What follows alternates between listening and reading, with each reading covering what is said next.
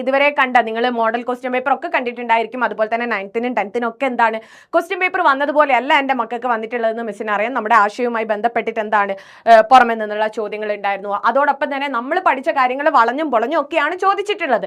എന്നാലും നമുക്ക് അറിയുന്ന കാര്യങ്ങൾ തന്നെയാണ് വന്നിട്ടുള്ളത് അല്ലേ? നിങ്ങൾക്ക് എല്ലാവർക്കും നന്നായിട്ട് എഴുതാൻ പറ്റിയെന്ന് വിചാരിക്കുകയാണ്. ഇനിയിപ്പോൾ ചിലതൊക്കെ തെറ്റിപ്പോയെങ്കിൽ നിങ്ങൾ വിഷമിക്കേണ്ട. കാരണം 7ാം ക്ലാസ്സിൽ നിന്നും 8ാം ക്ലാസ്സിലേക്ക് എത്തിയതേ ഉള്ളൂ. നിങ്ങളുടെ ഫസ്റ്റ് എക്സാം ആണ് ഇത്. സമയം പാലിച്ച് അതുപോലെ തന്നെ പ്രഭാഷണം അല്ലെ, ആസ്വാദനക്കുറിപ്പ്, ഇതൊക്കെ എന്താണ് നിങ്ങൾ അറ്റൻഡ് ചെയ്യുന്ന ഫസ്റ്റ് എക്സാം ആണ്.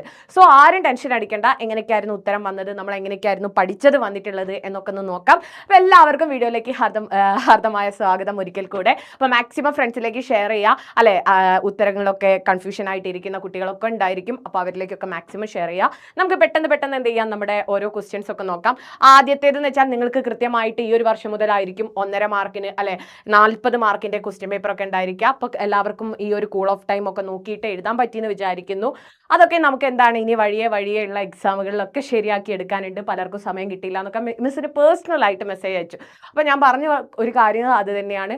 എന്താണ് നമ്മൾ തുടങ്ങിയതേ ഉള്ളൂ, ഇനി അങ്ങോട്ട് എന്താണ് ശീലമായിക്കോളും. അപ്പം ആദ്യത്തെ ചോദ്യം എന്ന് പറയുന്നത് നമ്മൾ പഠിച്ച ആദ്യത്തെ ചോദ്യമായിരുന്നു അല്ലെ. ഇവിടെ എന്താണ് വിണ്ണിലെ പൈതൽ എന്ന് വിളിക്കുന്നത് എന്തിനെയാണ്? പൂക്കളെ എന്നായിരിക്കും.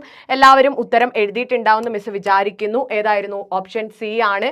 അതുപോലെ തന്നെ എന്താണ് വിണ്ണിലെ പൂക്കൾ, ഇത് നമ്മൾ കവിത മൊത്തം എന്താണ്, കാരണം മിസ്സിന് കൃത്യമായിട്ട് എല്ലാവരും പാഠം പഠിപ്പിച്ചു പോകുന്ന സമയത്ത് മിസ്സിന് അറിയാം ഈ ഒരു കവിതയിൽ നിന്നും വരികൾ തന്നെയായിരിക്കും വരിക എന്ന്. അതുകൊണ്ട് വരികൾ കൃത്യമായിട്ട് പഠിപ്പിച്ചിട്ടുണ്ടായിരുന്നു. എല്ലാവരും എഴുതിയിട്ടുണ്ടാവുമെന്ന് വിചാരിക്കുകയാണ്. ഇനി അതുപോലെ തന്നെ അടുത്തതെന്ന് വെച്ച് കഴിഞ്ഞാൽ ഇതും നമ്മൾ ഡിസ്കസ് ചെയ്തതാണ്. എങ്ങനെയാണ് പിരിച്ചെഴുതുക? കൃത്യമായിട്ട് വാക്കായിരിക്കണം പിരിച്ചെഴുതേണ്ടത്. ഇവിടെ വാക്ക് കൃത്യമായിട്ട് പിരിച്ചെഴുതിയത് ഏതാണ്? തള്ളി തുറന്നു അല്ലെ, കൃത്യമായിട്ട് തുറന്നു തന്നെയാണ് എഴുതിയത്. പടി ഇറങ്ങി അല്ല, ഇറങ്ങി എന്നാണ് വാക്ക് അല്ലേടാ. അതുപോലെ തന്നെ ഇറങ്ങിപ്പോയി ശരിയാണ്. ആവശ്യമില്ല എന്നല്ല, ആവശ്യം അധികം ഇല്ല എന്നതാണ് വാക്ക്. അപ്പോൾ ഓപ്ഷൻ ഏതാണ്? ബിയും സിയും തെറ്റാണ്. ഇതിൽ ശരിയായിട്ടുള്ളത് ഏതാണ്? ഓപ്ഷൻ 1ഉം അതുപോലെ തന്നെ 3ഉമാണ് ശരിയായിട്ടുള്ളത്. അത് ഏതാണടാ? 1ഉം 3ഉം ശരി. ഓപ്ഷൻ ബി ആണ് അല്ലെ. ഇതെല്ലാവരും എഴുതിയിട്ടുണ്ടാന്ന് വിചാരിക്കുകയാണ്. തെറ്റിച്ചവരുണ്ടെങ്കിൽ ഒന്നുകൂടെ ശ്രദ്ധിക്കുക. കാരണം നമ്മളൊക്കെ എന്താണ് ഫസ്റ്റ് ടൈം ഇങ്ങനെ പ്രാക്ടീസ് ചെയ്ത് വരുന്നതേ ഉള്ളൂ. ഇനി അതുപോലെ തന്നെ നമ്മൾ അടുത്തത് പഠിച്ചിട്ടുണ്ടായിരുന്നത് ഇതൊക്കെയെന്ന് വെച്ച് കഴിഞ്ഞാൽ കൃത്യമായിട്ട് ഈ നമ്മൾ പഠിപ്പിക്കണം എന്നില്ല. ഈ ചോദ്യം കണ്ടുകഴിഞ്ഞാൽ തന്നെ ഉത്തരം എഴുതാൻ പറ്റുന്ന ചോദ്യങ്ങളായിരുന്നു. സമ്പാദിച്ചതൊന്നും അനാവശ്യമായി ചെലവഴിച്ചിട്ടില്ല എന്ന് പറയുന്ന സമയത്ത് നമുക്കറിയാം പണത്തിന്റെ മൂല്യം എന്താണ് തിരിച്ചറിഞ്ഞത് കൊണ്ടാണ്, പണത്തിന്റെ വാല്യൂ നമുക്ക് അറിയുന്നത് കൊണ്ടാണ് സമ്പാദിച്ചതൊന്നും നമ്മൾ അമിതമായിട്ട് മറ്റൊന്നിനും ചെലവാക്കിയില്ല എന്ന് നമ്മുടെ യേശുദാസ് പറയുന്നത്. എന്താണ്? പണത്തിന്റെ മൂല്യം തിരിച്ചറിഞ്ഞത് കൊണ്ടാണ്. അതുപോലെ തന്നെ പശുവിന്റെയും ആടിന്റെയും കാര്യമൊക്കെ ഞാൻ അമ്മിണിയെ ഏൽപ്പിച്ചു എന്ന് പറയുന്നതിന് അർത്ഥം എന്താണ്? വളർത്തു മൃഗങ്ങളോടുള്ള സ്നേഹവും കരുതലുമാണ് ആ അമ്മയുടെ വാക്കിൽ നിന്ന് നമുക്ക് കാണാൻ പറ്റുന്നത്. ഇതൊക്കെ എന്താണ് നമ്മൾ എക്സ്ട്രാ വേറെ ചിന്തിക്കേണ്ട ആവശ്യമില്ലായിരുന്നു. കൃത്യമായിട്ട് പാഠം എന്താണ് മനസ്സിലാക്കിയിട്ടുണ്ടെങ്കിൽ അല്ലെങ്കിൽ ചോദ്യം ഓപ്ഷൻസ് കണ്ടാൽ തന്നെ നമുക്ക് അതിൽ നിന്നും ഉത്തരം കണ്ടെത്താൻ പറ്റുന്ന ചോദ്യങ്ങളായിരുന്നു. അതെല്ലാവരും ശരിയാക്കിയിട്ടുണ്ടാവുമെന്ന് വിചാരിക്കുകയാണ്. തെറ്റിയവർ ടെൻഷൻ അടിക്കേണ്ട. എന്താണ് കൃത്യമായിട്ടൊന്ന് ജസ്റ്റ് ശ്രദ്ധിച്ചാൽ മതി. അതുപോലെ തന്നെ നമ്മൾ പഠിപ്പിച്ച ഒരു ചോദ്യമാണ് അർത്ഥവ്യത്യാസം എന്ന് പറയുന്നത്. അർത്ഥവ്യത്യാസം കൃത്യമായിട്ട് മിസ് പറഞ്ഞു തന്നിട്ടുണ്ടായിരുന്നു. ഈ സങ്കടപ്പെടുമ്പോൾ അതുപോലെ തന്നെ ആയപ്പോൾ കൊണ്ട് അങ്ങനത്തെ കണക്റ്റിംഗ് വേർഡ്സ് എവിടെയാണോ വരുന്നത് അവിടെ ഫുൾ സ്റ്റോപ്പ് ഇടുക. അത് മിസ് എല്ലാത്തിലും നല്ല, എന്നാൽ എന്താണ് നമുക്ക് വരുന്ന അധികത്തിലും പ്രയോഗിക്കാൻ പറ്റും. അതിൽ പ്രയോഗിക്കാൻ പറ്റിയ ഒന്നായിരുന്നു ഇത്. കയ്യിൽ ഒരു കാശുമില്ലാത്ത കാര്യം കാറിൽ ഇരുന്ന് തങ്ങളോട് പറഞ്ഞു സങ്കടപ്പെട്ടുമ്പോൾ എന്ന് മാറ്റിയിട്ട് എന്താണ് സങ്കടപ്പെട്ടു എന്നാക്കാം. എന്നിട്ട് പറയാം അപ്പോൾ എന്താ പിറുപിറുക്കുന്നതെന്നായി മത്തായി ചേട്ടൻ അല്ലെ. ആ രീതിക്ക് എന്താക്കാം നമുക്ക് സെപ്പറേറ്റ് ചെയ്യാൻ പറ്റുന്നതായിരുന്നു. അപ്പോൾ ഉത്തരം അറിയാത്തവർക്ക് വേണ്ടിയിട്ട് മിസ് എന്താണ് ഉത്തരം ഇവിടെ കൊടുത്തിട്ടുണ്ട്. ഇതും നിങ്ങൾക്ക് എന്ത് ചെയ്യാം, ഉത്തരം ഇതിൻ്റെ കൂടെ തന്നെ നിങ്ങൾക്ക് സ്വന്തമായിട്ട് നോക്കിയിട്ട് ഉത്തരം എന്താണ് ആ ചോദ്യങ്ങൾക്ക് കണ്ടെത്താവുന്നതാണ്. ഇനി അതുപോലെ തന്നെ മൂന്നാമത്തേത് എന്ന് പറയുന്നത് വളരെ എളുപ്പത്തിലുള്ളതാണ്. മിസ് പറഞ്ഞു തന്നിട്ടുണ്ടായിരുന്നു. ഒരേ വാക്കുകൾ വരികയാണെങ്കിൽ കൃത്യമായിട്ടും അതിൻ്റെ ആശയം നിങ്ങൾ അതേപോലെ എഴുതിയാൽ മതി. ഇവിടെ ഒരേ വാക്ക് ഏതാണ്? അവൻ്റെ ഷെയറിലാണ് ഈ വീട്, എനിക്ക് അതിൽ തലയിടാൻ ഒക്കുകയില്ല, തലയിടുക. അടുത്തത് കളിക്കുന്നതിനിടയിൽ ഗ്രില്ലിനുള്ളിൽ തല ഇട്ട ബാലനെ ഫയർഫോഴ്സ് സാഹസികമായി രക്ഷപ്പെടുത്തി. ഇതിൽ രണ്ടിലുള്ള തലയിടുക എന്ന് പറയുന്ന വാക്കിന്റെ അർത്ഥവ്യത്യാസം എന്താണ്? കൃത്യമായിട്ട് അതിന്റെ ആശയം എഴുതിയാൽ മതിയായിരുന്നു അല്ലെ. ഇപ്പോൾ നിങ്ങൾ പറയാ ആദ്യത്തേതിൽ എന്താണ് അല്ലെ, അത് അവന്റെ ഷെയർ ആണെന്നും എനിക്ക് അതിൽ എന്താണ് ഇടപെടാൻ പറ്റില്ല എന്നുള്ളതാണ് തലയിടുക എന്ന് ഉദ്ദേശിക്കുന്നത്. രണ്ടാമത്തേതിൽ എന്താണ് കളിക്കുന്ന സമയത്ത് യഥാർത്ഥത്തിൽ എന്താണ് തല ഗ്രില്ലിനുള്ളിൽ കുടുങ്ങിപ്പോയി, അപ്പോൾ ഫയർഫോഴ്സ് എന്താണ് രക്ഷിക്കാനായിട്ട് സാഹസികമായിട്ട് രക്ഷപ്പെടുത്തി എന്നാണ് പറയുന്നത്. രണ്ടിലും വ്യത്യസ്ത അർത്ഥങ്ങളാണ് ഉപയോഗിക്കുന്നതെന്ന് വെറുതെ എഴുതിയാൽ മതി. ആ ആശയം ആശയം അതുപോലെ എഴുതിയാൽ എന്താണ്, നമ്മളൊന്ന് വിശദീകരിച്ചാൽ മതി, അതിന് 2 മാർക്ക് അവിടെ 3 മാർക്ക് അവിടെ കിട്ടും. ഇനി അതുപോലെ തന്നെ എന്താണ് അടുത്ത ചോദ്യം, അപ്പോൾ നീയും കൂടെ അറിഞ്ഞിട്ടാണോ എന്നോട് അത് ഒളിച്ചു വെച്ചത് ഇത്രയും നാൾ എന്ന് ആരാ പറയുന്നത്? തിങ്കളാഴ്ച നല്ല ദിവസത്തിൽ അമ്മ പറയാണ്. കാരണം ഈ ബിന്ദു ആയിരുന്നു ഫസ്റ്റ് മുതൽ അമ്മനോട് പറയുന്നത് ശരണാലയത്തിലാക്കും, അവിടെ കുറെ പേരുണ്ട്. അപ്പൊ അമ്മേന്റെ വിചാരം എന്താ, ബിന്ദു മാത്രമാണ്, ബിന്ദുവിന്റെ അഭിപ്രായമാണ് ഇത് എന്ന് വിചാരിച്ചിട്ടാണ് മക്കളുടെ അടുത്ത് പോയിട്ട് അല്ലെ ഇങ്ങനെ പറയുന്നത്. അപ്പൊ മക്കൾ പറയുന്നത് എന്താണ്, ഞങ്ങളൊക്കെ ഇത് അറിഞ്ഞുകൊണ്ടാന്ന് പറയുന്ന സമയത്ത് അല്ലെ ബിന്ദു മാത്രമല്ല തൻ്റെ മക്കൾ എല്ലാവരും ഇത് അറിഞ്ഞുകൊണ്ടാന്നുള്ള അമ്മ അറിയുമ്പോൾ ഉണ്ടാകുന്ന സങ്കടമാണ് ഈ വാക്കിൽ നമുക്ക് കാണാൻ പറ്റുന്നത് അല്ലെ. അപ്പൊ നമുക്ക് എങ്ങനെ എഴുതാം, അമ്മയെ ശരണാലയത്തിൽ എത്തിക്കണം എന്നത് ബിന്ദുവിന്റെ മാത്രം അഭിപ്രായമാണെന്ന് കരുതി അമ്മ സങ്കടം പറയാൻ വേണ്ടി മകന്റെ അടുത്തേക്ക് പോകുന്നു. എന്നാൽ മകനും ഇക്കാര്യത്തിൽ എന്താണ്, ബിന്ദു എടുത്ത അതേ തീരുമാനമാണ് എടുത്തത് എന്നറിഞ്ഞപ്പോഴുള്ള അമ്മയുടെ സങ്കടമാണ് വാക്കിൽ കാണാൻ പറ്റുന്നത് അല്ലേടാ. പിന്നെ അതുപോലെ തന്നെ അടുത്ത ചോദ്യം നോക്കിയേ, അപ്പച്ചന് വളരെ അടുപ്പമുള്ളവർ സിനിമയിൽ ഉണ്ടായിരുന്നെങ്കിലും ഒരിക്കലും എനിക്ക് വേണ്ടി ശുപാർശ ചെയ്തിട്ടില്ല. ഇപ്പം നിങ്ങളുടെ ഫാമിലിയിലുള്ള ആർക്കെങ്കിലും സിനിമയിലോ അല്ലെങ്കിൽ എന്താണ് ഏതെങ്കിലും സ്കൂളിലൊക്കെ നല്ലൊരു പിടിപാടുണ്ടെങ്കിൽ അവർ നിങ്ങൾക്ക് വേണ്ടി ശുപാർശ ചെയ്യില്ല എന്ന് പറയുന്നതിന് അർത്ഥം എന്താണ്, അല്ലെ നമ്മൾ നമ്മുടെ കഴിവ് കൊണ്ടും അല്ലെ നമ്മുടെ പരിശ്രമം കൊണ്ടും എന്താണ് വിജയിച്ച് വരണമെന്ന് നമ്മുടെ അച്ഛനമ്മമാർ ആഗ്രഹിക്കുന്നത് കൊണ്ടാണ് അവർ നമുക്ക് വേണ്ടിയിട്ട് എന്താണ് ഒരു രീതിക്കുള്ള ശുപാർശയോ അല്ലെങ്കിൽ എന്താണ് വേറൊരാളോട് കൺവിൻസ് ചെയ്തിട്ട് നമ്മൾ അവിടെയോ ചേർത്താത്തത്. അപ്പോൾ അതേപോലെ തന്നെയാണ് യേശുദാസിൻ്റെ അച്ഛനും അല്ലെ, കഴിവുണ്ട് പരിശ്രമത്തിലൂടെ ഉന്നതങ്ങളിൽ എത്തുക എന്നൊരു ആശയത്തിൽ വിശ്വസിച്ച വ്യക്തിയാണ് യേശുദാസിന്റെ അച്ഛൻ. അതുകൊണ്ടാണ് യേശുദാസിന്റെ അച്ഛൻ എന്താണ് യേശുദാസിന് വേണ്ടിയിട്ട് യാതൊരു തരത്തിലുള്ള ശുപാർശയും ചെയ്യാതിരുന്നത് അല്ലേടാ. ഇതൊക്കെ നമുക്ക് എന്താണ് ആലോചിച്ച ഉത്തരം എഴുതാൻ പറ്റുന്നതാണ്. തെറ്റിയവർ യാതൊന്നും വിചാരിക്കേണ്ട, നമ്മുടെ ഫസ്റ്റ് എക്സാം ആണ്. ഇനി നമുക്ക് എന്താണ്, നമുക്ക് മലയാളം എന്ന് പറയുന്നത് ഇതേപോലെ നമ്മളോട് സ്വന്തമായിട്ട് ആലോചിച്ച് എഴുതാനുള്ള ഒരുപാട് ചോദ്യങ്ങൾ ഉണ്ടായിരിക്കും. അപ്പം ഇതുവരെ നമുക്ക് കണ്ട ഒരു പാറ്റേണിലല്ല ഇനി അങ്ങോട്ട് വരുന്നത്. അതെന്താണ്, ഈ ഒരു ക്വസ്റ്റ്യൻ പേപ്പർ കണ്ട സമയത്ത് എല്ലാ അധ്യാപകർക്കും എല്ലാവർക്കും മനസ്സിലായി. അതുകൊണ്ട് തന്നെ നിങ്ങൾ കുറച്ചുകൂടെ എന്താണ് നമ്മുടെ പാഠഭാഗവുമായിട്ടുള്ള ആശയത്തിൽ നിന്നും കുറേ എന്താ പറയുക ചിന്തിക്കേണ്ടതായിട്ട് വരും ഇനി ക്വസ്റ്റ്യനിലൊക്കെ. മിസ് അതിന് കൂടെ ഉണ്ടായിരിക്കും, ആരും ടെൻഷൻ അടിക്കേണ്ട.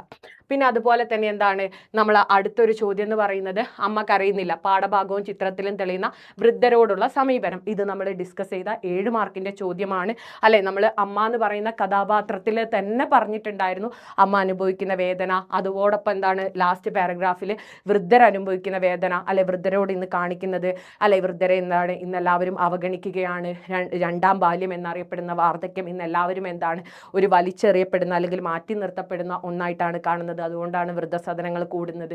അങ്ങനെയുള്ള കുറേ കാര്യങ്ങൾ ഉണ്ടായിരുന്നു. അപ്പോൾ ഈ ഒരു 5 മാർക്കിന്റെ ചോദ്യം വരുന്ന സമയത്ത് നിങ്ങൾ ആദ്യം നമ്മുടെ തിങ്കളാഴ്ച നല്ല ദിവസത്തിലെ അമ്മയുടെ അവസ്ഥ പറയാ, രണ്ടാമത് നമ്മുടെ ചിത്രത്തിലെ അവസ്ഥ പറയാ അല്ലെ. മിസ് പറഞ്ഞു തന്നിട്ടുണ്ടായിരുന്നു, ഇപ്പോൾ 2 പാഠഭാഗങ്ങൾ അല്ലെങ്കിൽ 2 ചിത്രങ്ങൾ അല്ലെങ്കിൽ 2 കവിതകളൊക്കെ തരുവാണെങ്കിൽ ആദ്യം ഒന്നിൻ്റെ കുറിച്ച് നിങ്ങൾ പറയാം, എന്നിട്ട് ഇതേ സമാനമായിട്ടുള്ള ആശയം വരുന്ന ചിത്രമാണ് രണ്ടാമത്തേത് എന്ന് പറഞ്ഞുകൊണ്ട് അത് വിശദീകരിച്ചാൽ എന്തായി, നമുക്കിത് കൃത്യമായിട്ടുള്ള ഉത്തരമായി. അപ്പം അതിനുള്ള ഉത്തരവും എന്താണ്, നമ്മൾ പഠിപ്പിച്ച കാര്യങ്ങൾ തന്നെയാണ്.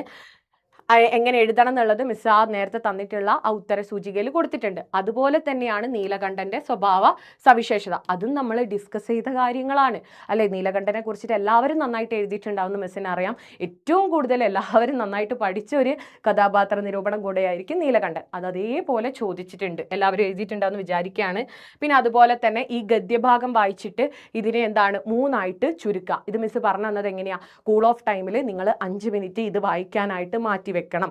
എന്നിട്ട് ഇതിനെ എന്താ പറയുന്നത്, ഇതിൽ വേണ്ടാത്ത കുറേ ഒരേ ആശയം തന്നെ 2-3 വരിയിലൊക്കെ ഉണ്ടാവും. അപ്പോൾ അതൊക്കെ ഒഴിവാക്കിയിട്ട് ഇത് നമുക്ക് സെപ്പറേറ്റ് ആയിട്ട് തന്നെ മിസ് നിങ്ങളെ പഠിപ്പിച്ചു തരും ഇതെങ്ങനെയാണ് ചെയ്യേണ്ടത് എന്നുള്ളത്. അപ്പോൾ ഇത് വായിച്ചിട്ട് നമ്മൾ എന്താണ് മാക്സിമം ചുരുക്കാൻ പറ്റിയത് വേണ്ടാത്ത വാക്കുകൾ വാക്യങ്ങൾ ഒക്കെ ഒഴിവാക്കി, ചിലപ്പോൾ ഒരേ ആശയം തന്നെ റിപ്പീറ്റ് ചെയ്യുന്നുണ്ടാവും, അതൊക്കെ ഒഴിവാക്കിയിട്ട് നമ്മൾ എന്ത് ചെയ്യുക, ഒന്ന് ചെറുതാക്കി എഴുതുന്നതാണ് ഇത്.